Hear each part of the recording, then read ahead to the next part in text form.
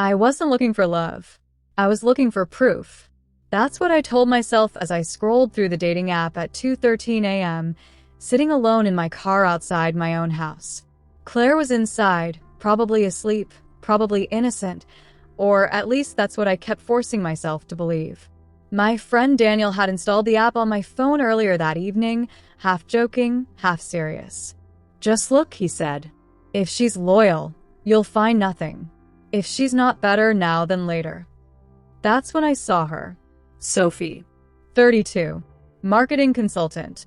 The smile felt familiar in a way that made my stomach drop. Same dimple on the left cheek. Same slight tilt of the head. Same necklace Claire wore on our anniversary last year. My chest tightened. I tapped the profile. The photos were different, but the woman wasn't. Different hair, different clothes, same face. Same wife. The bio said, * married once. Learn my lesson. Looking for something real this time. *. My hands shook as I read it again. Married once. Claire and I had been married for 11 years. I drove away from the house without going inside. If I confronted her right then, I'd explode. I needed facts. Screenshots. Certainty. The app showed she was active. 10 minutes ago. While I sat alone in the dark, my wife was online, pretending to be someone else, rewriting her life for strangers. And the worst part? She swiped right on me. I matched with my own wife. The app chimed softly, mocking me. Sophie sent the first message. *K. You seem normal. That's rare. Normal. If she only knew. I stared at the screen for a long minute before replying. Every instinct screamed to confront her, but another voice, colder, calmer, told me to keep going. If Claire was lying, I needed to know how far it went. I introduced myself as Evan. Slight change. Same age. Same city. She didn't notice. That hurt more than I expected. We talked for days. About work stress. About failed marriages. About trust. She told me her ex-husband was controlling, emotionally distant, always suspicious. I recognized myself in her description, or rather, the version of me she'd rewritten to justify her betrayal. At night, she lay beside me in bed, scrolling her phone, smiling at messages I knew were mine. I watched her sleep and wondered how long someone could live two lives without cracking. Daniel warned me to stop. You're torturing yourself, he said. You already know enough. I didn't. One night, Sophie sent a voice note. Claire's voice. Softer than usual. More vulnerable. I just want someone who chooses me, she said. I turned my phone face down and stared at the ceiling, feeling like a stranger in my own marriage. Olivia stirred between us, breathing softly, unaware that her parents' world was already collapsing. A week later, Sophie suggested meeting in person. Coffee. Neutral place. My hands went numb as I typed back. Sure. Because part of me still hoped, stupidly, that she wouldn't show up. That hope died the moment she sent the location. I arrived early. The cafe was bright, full of normal people living honest lives.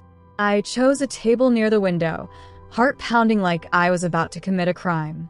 When Claire walked in, she didn't see me at first. She scanned the room nervously, adjusting her coat, the same one I'd bought her for Christmas. Then her eyes landed on me. Recognition flashed across her face. Confusion. Fear. She froze. I stood up. Her mouth opened, then closed. People stared. She whispered my name like it was a curse. We sat. She cried. She begged me not to make a scene. Said it wasn't what it looked like.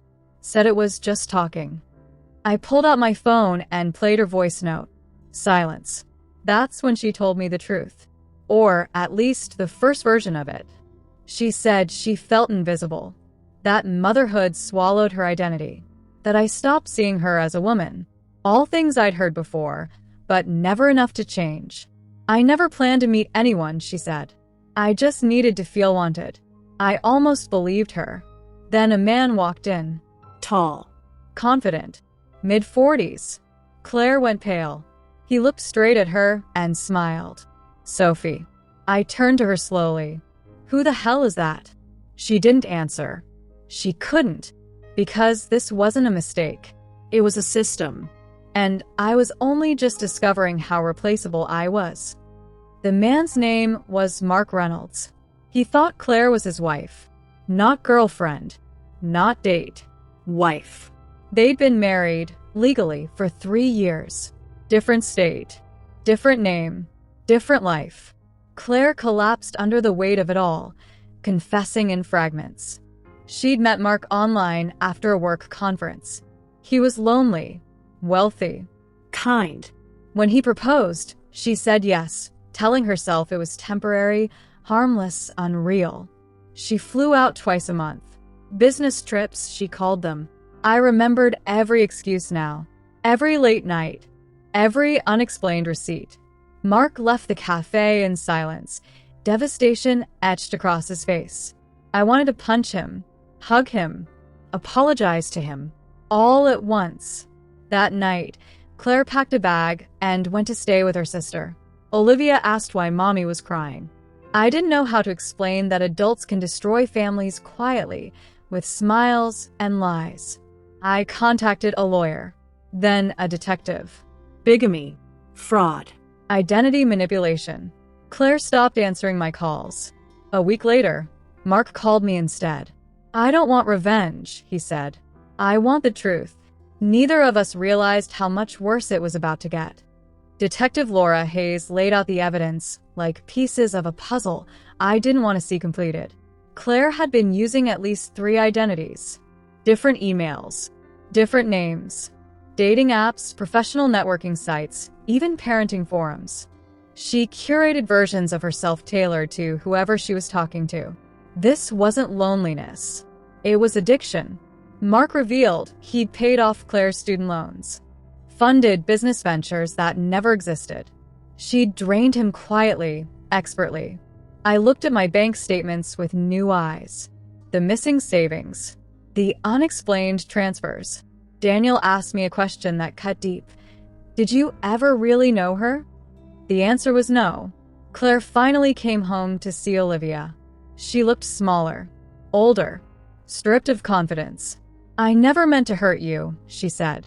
I didn't respond, because intention means nothing when the damage is done. She begged for therapy, Counseling. forgiveness. Mr. Anderson, our counselor, said trust could be rebuilt.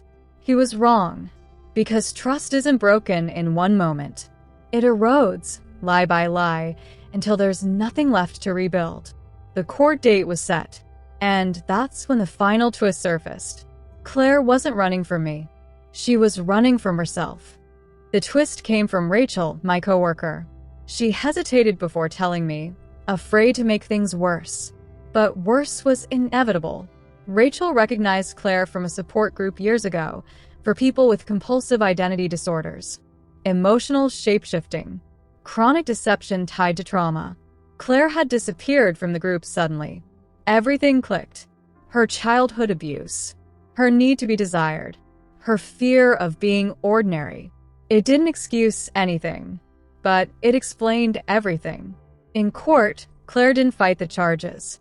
She accepted them. Mark testified. So did I.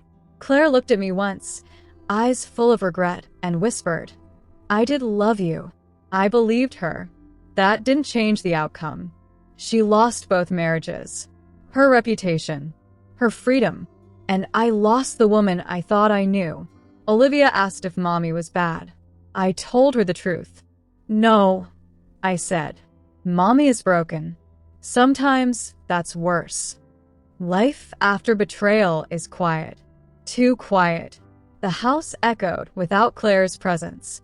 I learned how to braid Olivia's hair badly. Learned which nights grief hit hardest.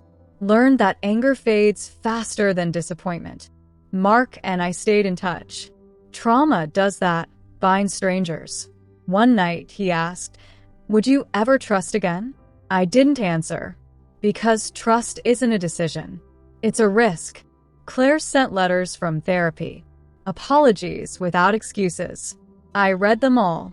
I didn't reply. Forgiveness isn't forgetting. It's choosing peace over punishment. And I wasn't there yet. A year passed. Claire was released under supervision. She requested supervised visits with Olivia. I agreed.